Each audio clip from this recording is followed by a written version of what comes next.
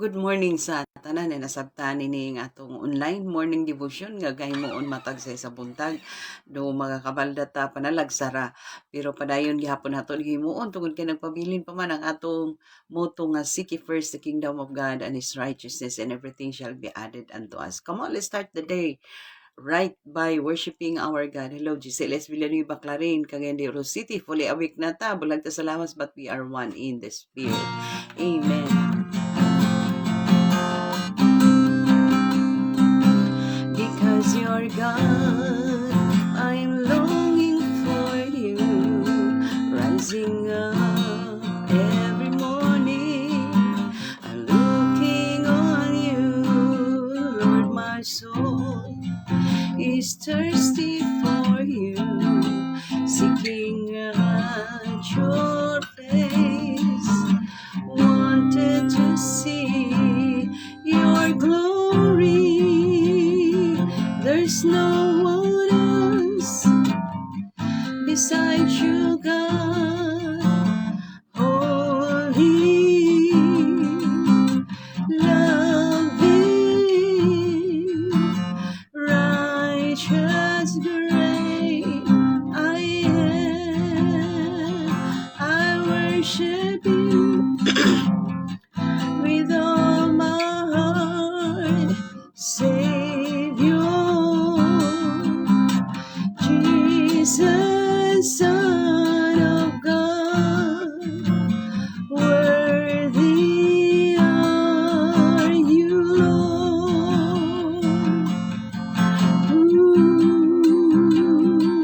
Your loving kindness is better than life, so I will praise you and bless you while I live. I lift my hands and magnify you, then I shall be satisfied by you.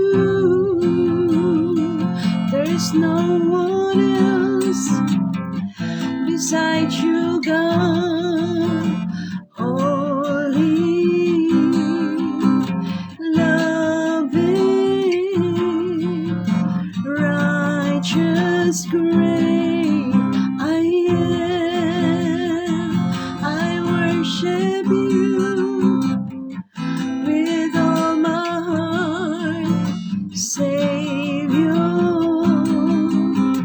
Jesus, Son of God, worthy are you, Lord.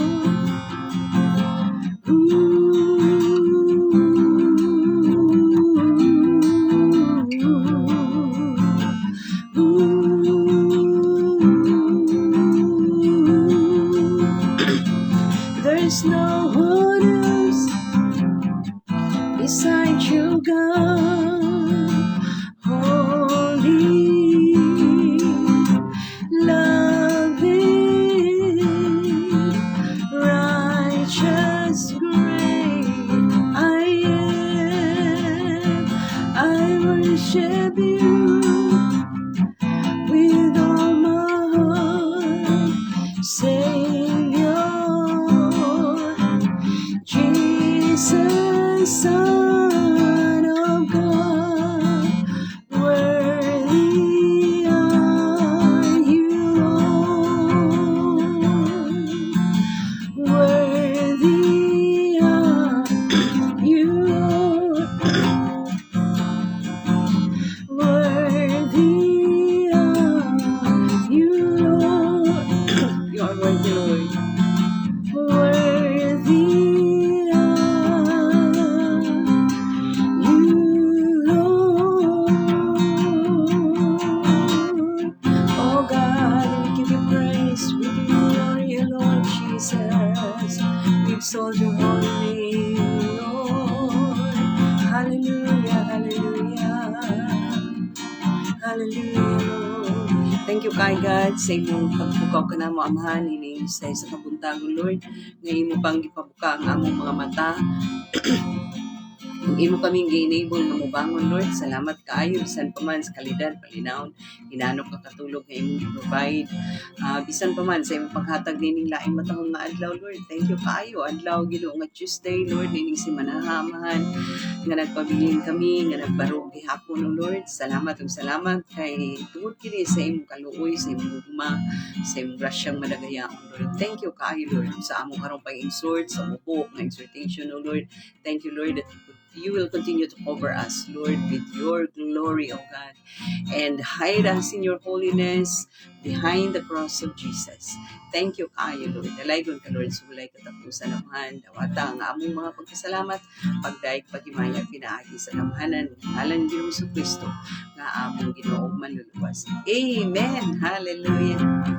Praise God. So, nanasapta sa akli kasab sa balang kasulatan sa Diyos dinhi paghapunta sa Joel, no, sa Joel paghapunta chapter 3 na ta kay kaduha nato natakol kaduha ta nagkutlo sa chapter 2 dinhi karon sa Joel humanagid ta, no, kay chapter 3 naman ta kay 3 chapters naman ang Joel. Susunod sa Joel Amos sa Santa. So Amos, hallelujah, or Amos. Sa chapter 3, duha ka butang ang atong nakita diha sa chapter 3 ang atong kutloon, no, from verse 1 to 21. Dili lang nato basahon kay malangan naman ta, pero ang atong gikutlo din na nagisgot ni sa duha ka butang, no. The first one is it talks about the judgment that God is going to do that God is going to do in the surrounding nation of Israel. Ang paghukom nga himuon sa Ginoo sa mga kanang kasikbit nga nasod sa Israel, no, particularly part of Judah and Jerusalem, no, kana ang mga kasikbit nga nasod sa Israel hukman sa Diyos. Na ang mga rason makita nato diha sa verse 1 paingon sa 8, no, nga hukman ni Lord mao bitaw nga sige ginako ni siya ka-mention nga nganong nagamay pag-ayo ang nasod sa Israel because during that time grabe gyud ang land grabbing nga gihimo sa mga kasikbit na kanang mga nagpalibot nga mga kasikbit sa nasod sa Israel. One of the nation nga ga hari o ga kuan sa Israel, no, gari-hari or pangdaog-daog, no, usa na ana ang Ehipto dinhi na mention dinhi, no, na ang one of the nation diri sa Philistia, no, or in other word Philistine, no, or dinhi sa kining ni ang Tyre kaning Sidon kini nga mga nasud, no, bisan pa gani naapay daghan kaayo nga mga nasud nga gapan daog-daog yun. Mga Greeks, no? Kanang Greece or Greeks, inana, kanang mga kasikbit yun ka nasod sa Israel, sa Judah o Jerusalem. So, dinhi, permiro, nahisgutan dinhi sa verse 1 to 8 nga naadiha ang mga klase-klase nga mga rason nga nung i-judge ni Lord ang mga mga nasod nga gapalibot surrounding nation sa Israel, no, kay hukman gyud ni Lord. Suko mangud si Lord sa bisag inana kalabad ang mga katawan niya pero kung daog-daogon lagi masuko gyud gyapon si Lord, no. During the time gipang dagit nila ang mga Israelita, no, then nagkatibulaag ang mga Israel. Mao gyud na ang nahitabo, reality gyud nahitabo sa mga Israelites karon nga na-scattered ang mga katawan even until now. Do nanay daghan kaayo na malik na sa Israel, no, pero daghan gid gihapon ang mga kanang mga exile nung mga Israelita nga tuan na sa lain-lain nga nasod.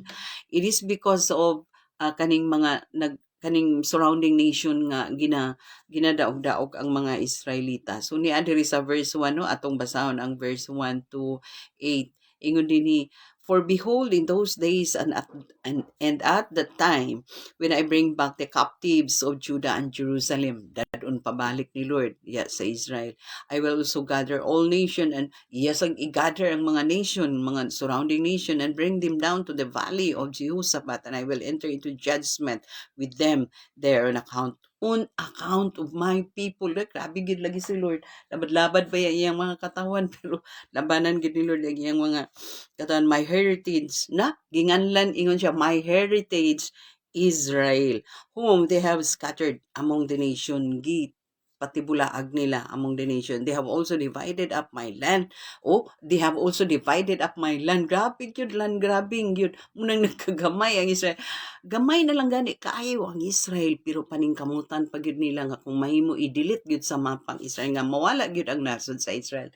Pero dili gyud itugot ni Lord, no, until now nagbarog gyud ang Israel bisag gamay kay siya nga nasod. They have also divided up my land. They have cast lots for my people, have given a boy in exchange for a prostitute. Grabe gid lang pandawdaw. And sold a girl for wine, and they may drink. Indeed, Indeed, what have you to do with me, O Tyre and Sidon, and all the coast of Philistia? Will you retaliate against me? But if you retaliate against me swiftly and speedily, I will return your retaliation upon your own head, because you have taken my silver and my gold, and have carried into your temples my prized possessions. Also the people of Judah and the people of Jerusalem. Kay numdum ta sa mga past, no, mga previous nga mga prophetic books nga gipandagit na liya ang mga tao sa Israel, gipangkuha pagyud ang mga precious nga mga vessel dito sa templo, gidala nila sa ilang templo sa panahon ni Nebuchadnezzar, di ba? Nga gipangdala dito ang mga precious nga mga vessel sa templo sa Diyos, diha sa Israel, gipangdala dito, gipandagit na gani ang mga Israelita, hasta pa ang mga precious nga kuan dito sa templo. Suko ang Ginoo adto. Also the people of Judah and the people of Jerusalem were sold to the Greeks, no, gipangbaligya ang mga tao kay because during the time uso kaniadto nga ibaligya himuon dahil nga slaves, no. Ingon din that you may remove them far from the borders, kay gusto ninyo nga inyong yung hari-harian ang akong dapit, inyong gipang-abog ang akong mga katawan. Behold, I will raise them out of the place to which you have sold them.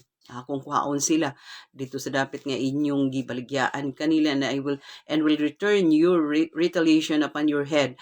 I will ingon ang Ginoo, musumbalik. Ingana si Ginoo, ingana si Lord, musumbalik. I will sell your son and your daughters into the hand of the people of Judah, and they will sell them to the Sabians, to a people far off. For the Lord has spoken. Ang Ginoo ang nagingon ani, gigamit lang ni Lord nga tigpababa si Prophet Joel. So lisod gyud kaay sa nga tanan, no, kung daog-daogod na to ang mga katawan sa Dios kay ang Ginoo, tinuod gyud sa mga previous nga mga books, no, naging ang Ginoo nga the battle is not yours but mine. Kay grabe gyud ang pandaog-daog, no, sa mga kasikbit nga nasod sa Israel, no. So muna siya ang primero nga nakita nato ni hukman, i-judge gyud ni Lord, no. Makita nato mga unsa gyud kadako kaay sa gugma ni Lord sa iyang mga katawan nga labat-labad. In the previous chapters, good hukman ga-ipanish ni Lord. Ga-ipanish ni Lord ang iyang mga katawan sa Israel. Pero dili gyud magbasta-basta ang mga kasikbit nga nasod nga ilang daog-daogon, kalabanan gyud gihapon ni Lord, no. Moabot gyud gihapon nga mura bagpapa nga wakay katungod nga mga ginikanan po, may katungod nga mangilabot sa akong mga anak, ako ra ang may katungod mo disiplina sa akong mga anak, ayaw mo pang daog-daog sa akong mga anak, mura ginaana ba si Lord. Then ang ikaduha nga nakita nato, and his dwelling, it talks also about his dwelling with his people, no, that he will provide hope. Makita nato na sa 17 to 17, verse 17 to 21 nga nakita nato din nga ang Ginoo mopuyo gyud, naagyod ang Ginoo, mopuyo ang Ginoo sa taliwala sa iyang mga katawhan, no. Ingon din sa verse 17, so you shall know that I am the Lord your God, dwelling in Zion, my holy mountains. Then Jerusalem shall be holy, and no aliens, wala na yung mga aliens shall ever pass through her again. And it will come to pass in that day that the mountain shall drip with new wine. Kung naagid ang presensya ni Lord, uban gyud ang panalangin mag-overflow, no, kung naa ang presensya ni Lord. Mo naging paningkamutan gyud nato nga ang presensya ni Lord naagid uban-uban sa kinabuhi, naghari gyud sa kinabuhi nato, no, kay kung asa ang presensya ni Lord tuwa pod ang panalangin. Inaning nahitabo sa mga Israelita. Sa diyang nipuyo na si Lord, then it shall come to pass in that day that the mountain shall drip with new wine, the hill shall flow with milk. Grabe na no. And all the brooks of Judah shall be flooded with water. Nga sa mga previous nga mga chapter nakita nato nga nagmala ang mga kuanong yan, naglisod sa pagkaon ng mga katawhan. Pero this time, ingon ang Ginoo, and all the brooks of Judah shall be flooded with water. I-renew, i-restore ni Lord, ayuhon ang God is going to heal their land, no? Fountain shall flow from the house of the Lord and water the valley of acacias. Egypt, o kani Ehipto, no? Egypt shall be a desolation, no? Mo bounce back nga to kanila kung unsay gibuhat nila sa nasod sa Israel, unsay gibuhat nila sa mga katawan sa Diyos, mo bounce back nga to kanila. Egypt shall be a desolation, and Edom a desolate wilderness because of violence against the people of Judah, for they have shed innocent blood in their land. But Judah shall abide forever, and Jerusalem from generation to generation. For I will acquit them of blood guilt whom I had not acquitted, for the Lord dwells in Zion. Grabe ang pag-prophesy ni Joel no sa gusto ni Lord nga mahitabo. So mahitabo gyud. Mahitabo gyud nga mabot ang panahon nga kining mga nandaog-daog sa mga katawhan sa Dios no ikuanon gyud. Nagi final nga judgment nga himuon ni Lord.